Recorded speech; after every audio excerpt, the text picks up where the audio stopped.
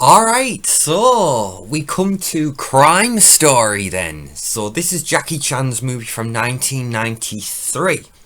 So this, like The Protector, is another crime thriller, as the title would suggest. What I will say, because obviously, for all intents and purposes, The Protector was an American production with obviously James Glickenhaus. What we have here is Jackie Chan going back home, and we have a Hong Kong crime movie. So it's interesting to compare the two. Like you compare. It's one of those like you can feel there's a different vibe to both of these films, even though they deal with similar subject matter. But the style is obviously James Glickenhaus has his own unique style. Obviously, we talked in that review about him being a very street level director, on the mean streets of New York, having that grittiness. But then obviously you come over to Hong Kong, and obviously the way they do things obviously is going to be very different. But again, still very, very gritty, and we have Jackie as again another hard boiled cop. But what's interesting about this one, Crime Story, is apparently this one is based on or inspired by true events that were going on at the time. I mean, obviously, the idea of, wealthy individuals being kidnapped and held for ransom, obviously, it's no new thing. It's sad, very sad, but true. And obviously, it's the same old story, but when this film was made, obviously there was a lot of that going on. It was almost at its peak, if you like. So basically the story here, you've got this wealthy industrialist, this wealthy business owner who's kidnapped, and he's held for ransom, and obviously his wife's ordered to pay, and in the meantime he's being held out at sea on this big tanker. And then you have the people who did the kidnapping. They've obviously got out of Hong Kong and made their way off to Thailand. But then it's ultimately revealed that there's more going on, in the sense that we have an insider in the police force, Jackie Chan's partner, or the guy who he's partnered with for this movie. It's revealed, well, I say revealed, it's immediately clear from the opening that this guy is in on the whole thing. So it adds that extra dynamic, because obviously you have your straight up crime dramas or crime thrillers where, we got to get the girl back, or we got to get the husband back in this case. But I think the whole thing of having an inside man, and obviously they do that thing where they front load it, in the sense that the audience is made aware right from the get-go that this guy isn't to be trusted. But obviously Jackie doesn't know that, and the rest of the police force doesn't know that. So you're thinking, well, how long is it going to be before he catches on, and is it going to be too late by the time he does? So obviously it's Kent Cheng who plays this character who Jackie's partnered with. And Kent Cheng, obviously, you might know from the Ip Man movies with Donnie Yen. And he's great in this, and it's interesting to see him play both sides. Obviously, he's there with the special operations team, and they're putting the plan in place. How do we we have a whole sequence where the wife is going to the bank to transfer the funds to the kidnappers, and obviously Jackie and his team are monitoring the whole thing from their operations room, and Kent Cheng's in there with them, overseeing the whole thing, and he's seeing what's going on, and then he's like, oh, I gotta step out for a minute because I've got to take this call, or I've got to make this call. So he goes out, and then he's on the phone to the kidnappers, telling them everything that's going on and keeping them up to speed. So it's really, really fascinating, to see Kent Cheng playing both sides and keeping one side ahead of the other. And obviously all this time you're waiting for Jackie to finally catch up to him and figure out what the hell's really going on. So it's a really, really great dynamic that the film has going on here. It's very, very interesting. One of the things that's really interesting in this film, though, is the character that Jackie plays. Because again, you get this character that's like very hard boiled and very gritty, and there's a whole subplot in the movie where he's going through therapy. You know, the job's taking a toll on him mentally, so obviously he's being instructed to go to these sessions with a psychiatrist. But on top of all that, you know, obviously he did that film Super Cop, whereas in this, Jackie Chan is no super cop by any means. You know, he's not a perfect character at all. He's a very imperfect character. He's very flawed and he messes up. And it's one of those, you know, he's very human in that sense. He's not this superhero by any means. Obviously, we see him do all these fantastic stunts and he's tremendously physical, you know, and he accomplishes these great feats, but yeah, he messes up time and again. And we have the whole set piece where the kidnapping actually happens, you know, the target's on the highway driving with his wife and then he's beset by the kidnappers on all sides, and then Jackie Chan's got to get there to try and rescue him, and he's backed up by these two motorcycle units, and the whole thing just goes sideways. And it's a mess. Jackie nearly dies. The two, I think one of the biker units dies, the other ends up in intensive care in critical conditions, or he could go either way. So it's not as if Jackie is the guy who's going to go in there, get the job done and save the day. He's like, no, this is a guy who, yeah, he's doing the best he can, but he messes up he messes up like you wouldn't believe. Multiple times throughout this. And then there's a whole set piece where they find out obviously where the kidnappers have gone. They've gone over to Thailand to trace the call, and Jackie and Kent Chen get special permission to go over to Thailand. And obviously we have a whole chunk of the movie that takes place over there. And when you look at the beautiful artwork on the Blu-ray from 88 Films, you know, there's a lot of neon in the cover art, and basically it's interesting because up until that point there hasn't been anything really neon-esque, but the moment we go into Thailand, oh boy, how do we enter Neon City?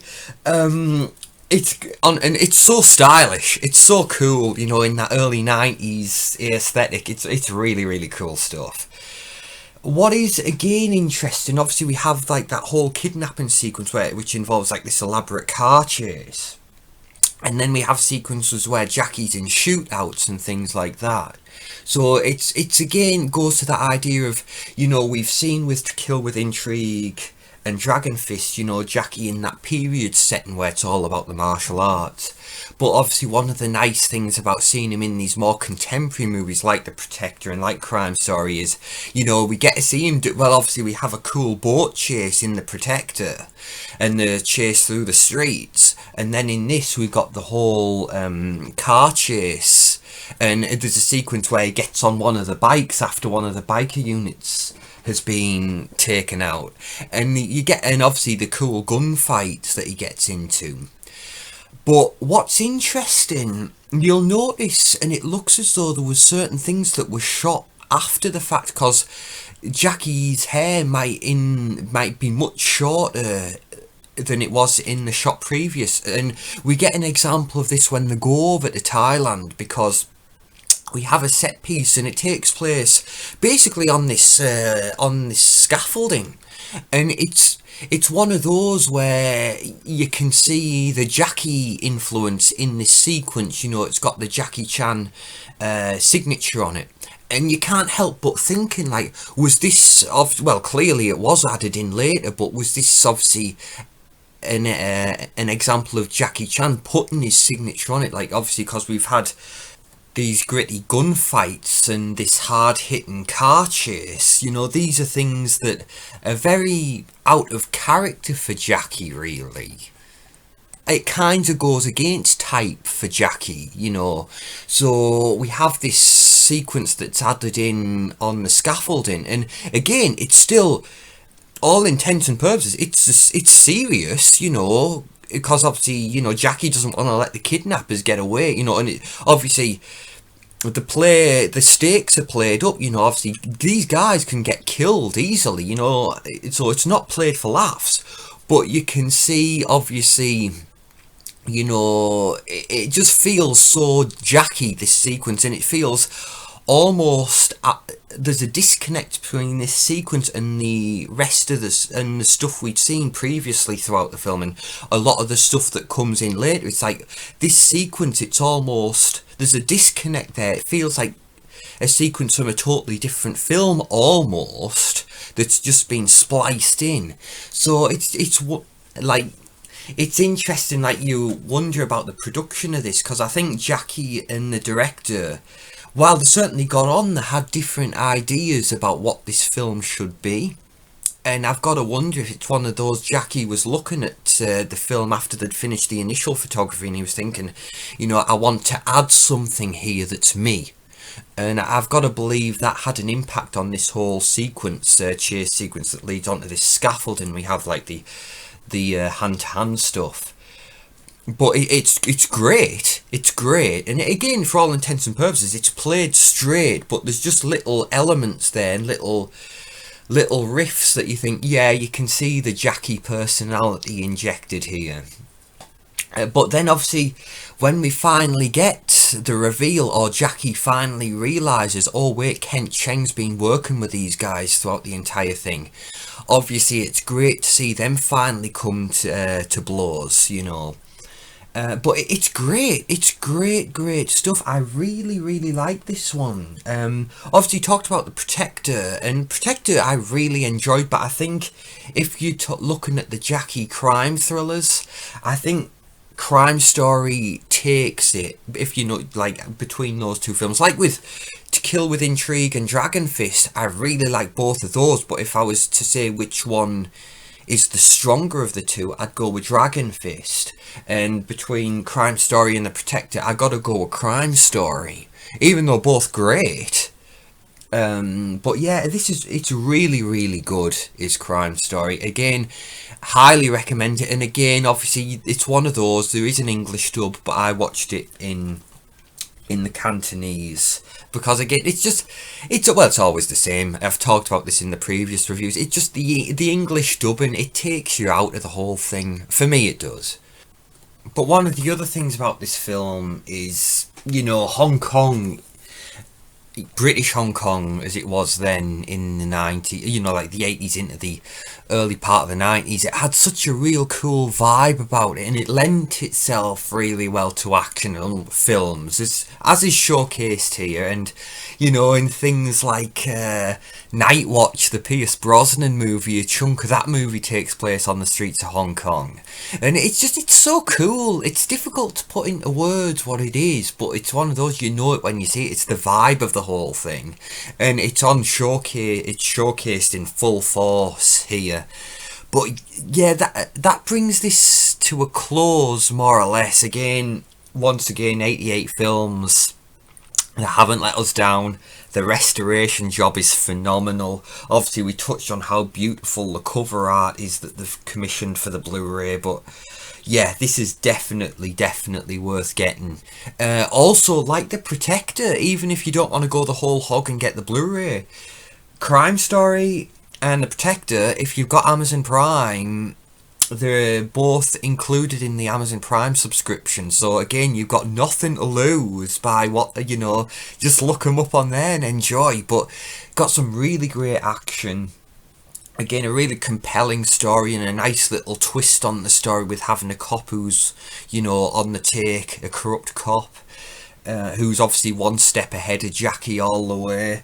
And it's really great. Kirk Wong obviously directed it, and did a great job. You know, he let Jackie do his stuff, and obviously Jackie really did a good job of playing against type. And it's one of those, you can see that he's more than just a slapstick guy, you know, he's more than just a martial arts guy. Like, he really does act in this one. And I think one of the things that obviously lends that gravitas to this film is the fact that it is inspired by true events. So it's taken that bit more seriously, and it has that extra bit of added weight to it. I think I remember reading on the trivia, it's on Internet Movie Database, that originally the role was intended for Jet Li, but and obviously, you know, traditionally Jet Li's always had that harder edge between him and Jackie. But I think Jet Li's agent got killed. You know, when he was when he got Jet Li the role. So I think that, you know, it was something like that. But basically, it kind of made Jet Li think twice about it, and ultimately he backed away, thinking, oh wait, this might not be the best subject matter to get involved with. I'll take what happened to my agent as like a warning sign. So then obviously getting Jackie Chan instead, and Jackie Chan does a fine job, you know, in this sort of role. Obviously you can imagine, yeah, Jet Li would have played this role great, and he has that edge, you know, that we all know. Like, if you would say who has the harder edge, him or Jackie Chan, you know, naturally you would say Jet Li, but I think Jackie Chan does a great job here of bringing that hard edge as and when it's needed, you know. But the great thing at the same time is he has that vulnerability. So in, you know, when you know as well that Ken Cheng is those couple of steps ahead of him, you think, well, hang on, if things could go really south for Jackie, and you could see multiple times throughout this film, like, there's a chance Jackie might not make it out of this one. But it's really well done. It's one I was really glad to basically happen upon. You know, I just came across this one by chance when I was just looking into Jackie's filmography and trying to find like these more serious, grittier roles, and I was so pleased I found it. And again, what a job 88 Films did. So that wraps this up. Thank you for listening to me ramble. I hope you've enjoyed it, and again, please feel free to share your thoughts, and I will see you all in the next one. Thank you, everyone. Bye bye.